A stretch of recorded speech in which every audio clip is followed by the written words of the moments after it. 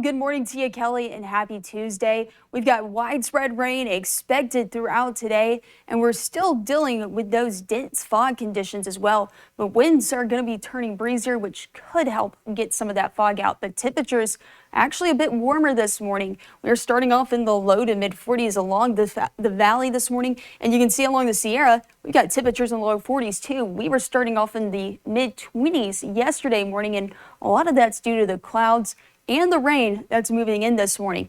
Temperatures aren't going to be warming up too much for us, mainly because of the clouds and rain that's going to be pushing in for us today. And not only are we dealing with that rainfall, we're also dealing with the foggy conditions.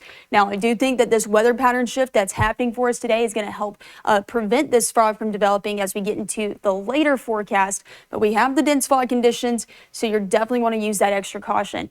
And it is, again, going to be a wet day. So it's going to be a hard time to take Tilly out by the time you get home. So you might want to do it this morning before you leave, because we are going to be looking at wet conditions this evening with our temperatures, of course, only getting into those mid 40s. So we're already tracking rain this morning, moving along the I-5 corridor, and it's going to continue to move through our late morning and into our afternoon. I think the highest coverage going to be there along the southern Cascades for areas like Weaverville and Mount Shasta. And that rain, of course, does continue. We start to dry out a bit, though, in the valley and along the Sierra, but more rain going to be continuing to move in this evening. And of course, we could have a few rumbles of thunder, a few heavy embedded storms as well, but I don't think we're going to see necessarily severe weather.